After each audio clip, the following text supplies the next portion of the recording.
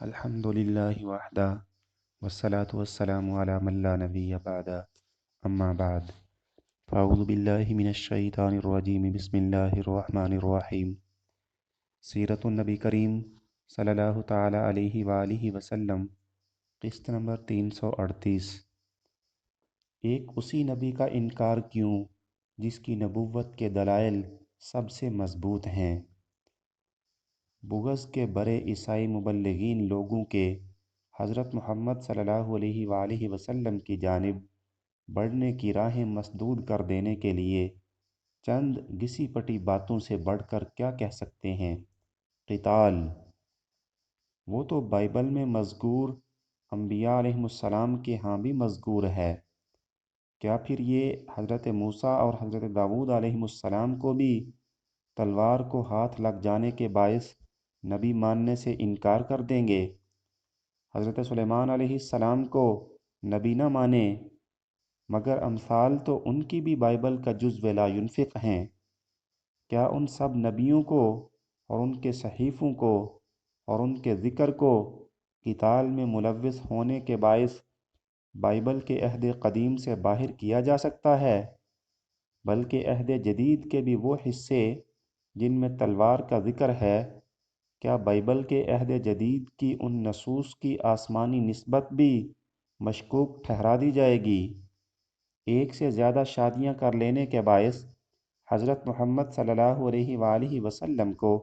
بطور نبی نہیں دیکھا جا سکتا، تو پھر حضرت ابراہیم، اسحاق، یعقوب اور داؤد علیہم السلام کو بطور نبی دیکھنے پر بھی کیا یہ مبلغین اپنے چرچ میں پابندی عائد کر دیں گے؟ ان انبیاء کرام علیہم السلام کی کئی شادیوں کا ذکر اسی بائبل میں ہی تو ہے جس کی تقسیم عام پر صبح و شام محنت ہو رہی ہے۔ حضرت محمد صلی اللہ علیہ وآلہ وسلم نے عہد شکنی کے مرتکب بنو قریظہ کے سر قلم کروا دیے تھے۔ بنو قریظہ کے جنگی جرائم تو تاریخ کے ریکارڈ میں ہیں، مگر حضرت موسیٰ اور داؤد علیہم السلام نے اپنے قابو آنے والے دشمنوں کے ساتھ جو خوفناک برتاؤ کیا، اپنی کتاب مقدس میں کیا انہوں نے وہ بھی دیکھا ہے؟ بائبل جو دکھی انسانیت کی فلاح کے لیے افریقہ کے جنگلوں اور آسٹریلیا کے صحراؤں تک آج مفت پہنچائی جا رہی ہے، خود ہی ان سب سوالوں کا جواب ہے۔ یا تو یہ کہہ دیں کہ خدا نے انسان کی ہدایت کے لیے آج تک کوئی نبی بھیجا ہی نہیں اور نہ ہی کبھی کوئی کتاب اتاری ہے، پھر اس صورت میں بائبل کی ترسیل کے دیو ہیکل منصوبے بھی لپیٹ کر رکھ دیں اور عہد قدیم کے انبیاء علیہم السلام کی بھی اسی طرح ڈٹ کر مخالفت کریں جس طرح یہ حضرت محمد صلی اللہ علیہ وآلہ وسلم کے ساتھ خدا واسطے کا بیر رکھے ہوئے ہیں، بلکہ یسوع مسیح کو اور اس کے کلام کو بھی اسی صف میں کھڑا کریں اور سب پر ایمان کے لیے ایک سا علمی معیار بنائیں، اور اگر ان کے لیے ایسا ممکن نہیں تو پھر حضرت محمد صلی اللہ علیہ وآلہ وسلم کی طرف جانے والے عقل اور دلیل کے ان سب راستوں میں یہ کیوں کر اور کب تک جم کر بیٹھ سکتے ہیں؟ ان کا مقصد یہ تاثر دینا اور ثابت کرنے کی کوشش کرنا ہے کہ حضرت محمد صلی اللہ علیہ وآلہ وسلم اگر نبی ہوتے تو آپ کی بابت ایسی غلط باتیں کہی ہی کیوں کر جا سکتی تھیں۔ مستشرقین نے اسی لیے حضرت عائشہ صدیقہ رضی اللہ تعالی عنہا اور حضرت زینب بنت جہش رضی اللہ تعالی عنہا کی شادی وغیرہ ایسی باتوں پر بھی لامحدود اوراق سیاہ کیے ہیں، تو گویا نبی ہونے کے لیے ضروری ہے کہ اس کی بابت کبھی کوئی غلط بات نہ کی گئی ہو اور اس کی کسی بات کو کبھی کوئی غلط رنگ نہ پہنایا گیا ہو۔ کیا اس بات کا اطلاق یہ ان نبیوں پر بھی کریں گے جن پر یہ خود بھی ایمان رکھتے ہیں؟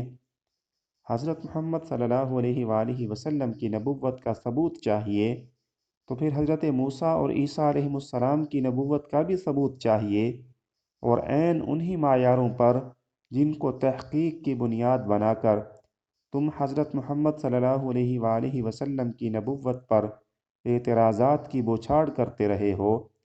اور پھر دیکھتے ہیں دلیل کس کے پاس ہے۔ وہ اعتراضات جو تم نے حضرت محمد صلی اللہ علیہ وآلہ وسلم اور قرآن پر کرتے ہو، جدید انسان کو